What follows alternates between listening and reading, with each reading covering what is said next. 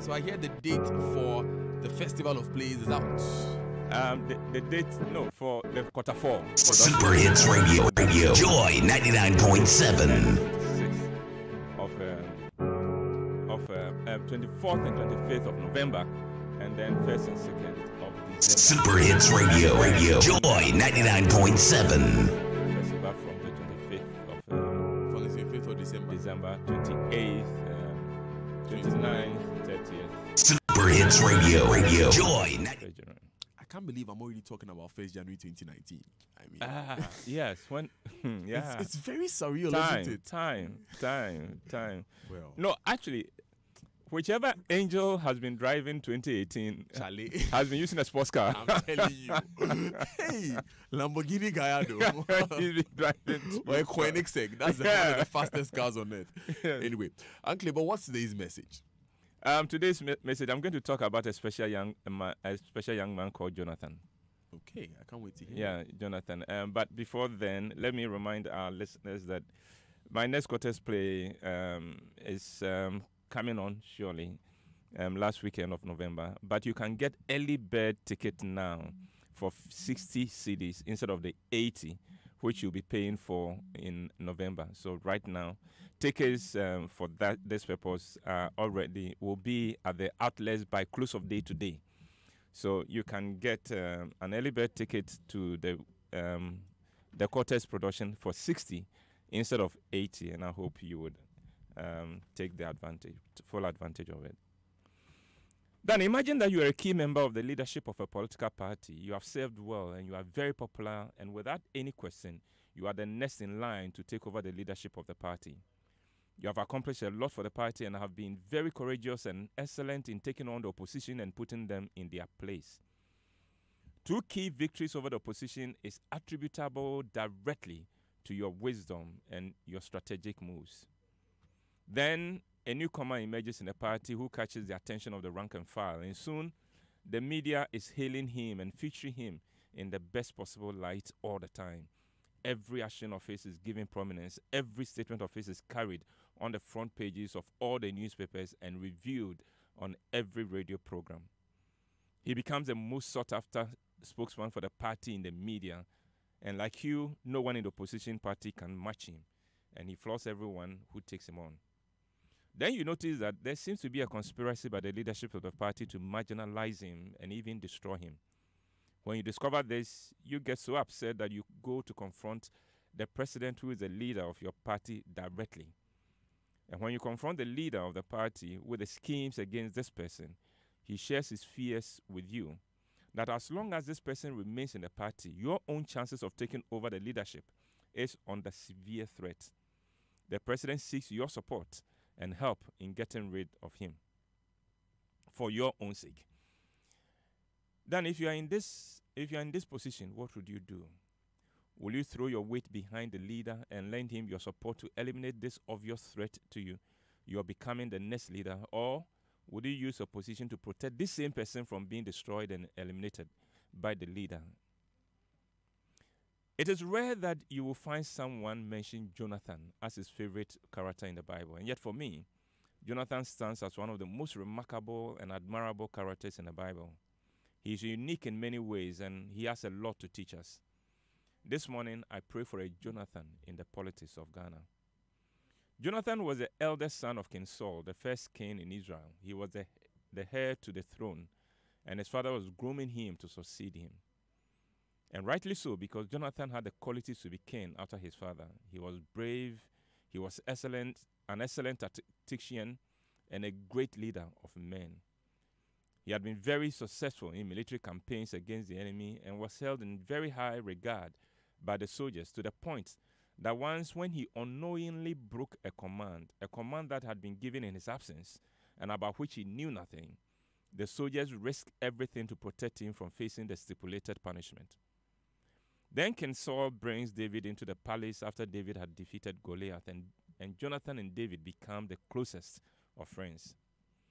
Meanwhile, the popularity of David keeps growing, with women composing songs with his name.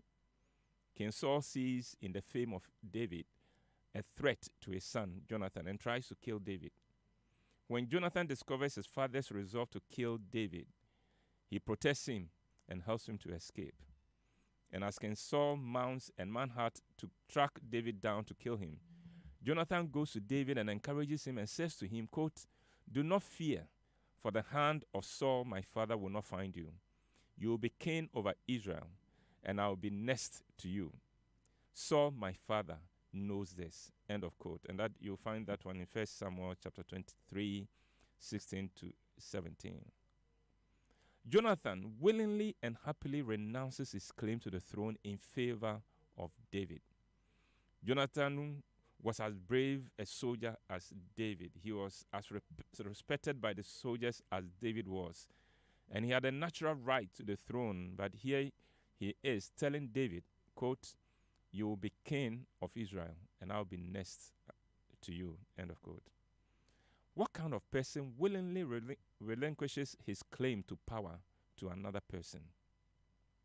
The answer is in the last part of his statement to David when he says, quote, "Saul, my father, knows this," end of quote. From this statement, it is clear that Jonathan knew about how Samuel had anointed David king in place of his father, whilst his father was still on the throne. The remarkable thing about Jonathan is that he could discern that God had chosen David to be the next king, and for the sake of the stability of the nation, he was not interested in any scheme or plot to undermine that. Jonathans are not common in life. What we find in life are King Sauls. That is, people who are willing to do anything to retain and hold on to power. They are willing to go to any extent to eliminate all threats to their quest for power. Jonathan was different. Power was almost within his grasp, but he also knew that someone else seemed to have been anointed by God to take the power, and he was happy to go with that. Someone will say that Jonathan could do that because he was not ambitious enough. The Bible does not support this. The fact that Jonathan could tell David, quote, "You will be king and I will be next to you," end of quote, tells you that he was not averse to power. But for him, the will of God and the national interest came first. Then, the leadership struggle in NDC is on full swing. After His Excellency Nana Akufo-Addo is done with his stewardship, the leadership struggle in NPP would also kick in. I wonder, is there any Jonathan in our politics in Ghana today?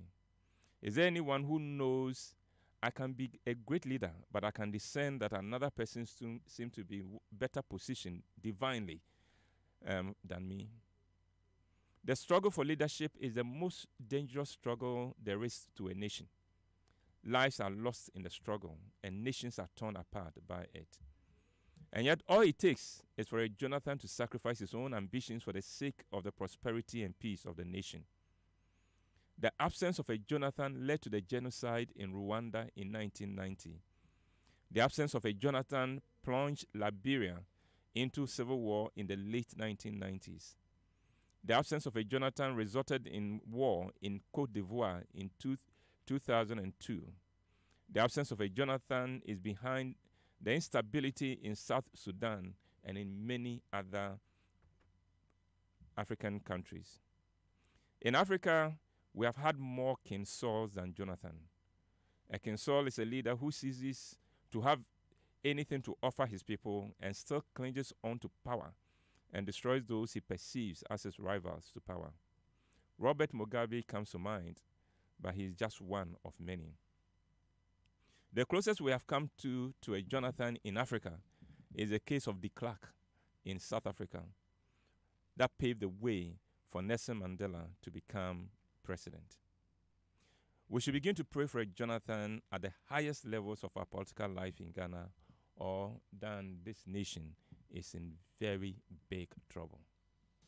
Thank you very much, Uncle White. And I never actually thought of it in the way that Jonathan himself was ambitious. I have never actually thought of that. But for him to say that, "I will be after you," that's an insight that I really take away. Okay, God has chosen you. I'll be next to you. So it's not for a lack of ambition. It's actually for a respect for the will of God. That's right. And also for the interests of the nation. Because he knew that if you try to stand in the way of this, the nation will be ripped apart. Thank you so much, Uncle Ebo. You're welcome. It's a blessing. Have a wonderful week. You too. You too. Thursday, I'll bring you a gift. Okay. I'll be waiting. And that's Uncle Ebo White, who brought us food for thought. Radio Joy 99.7.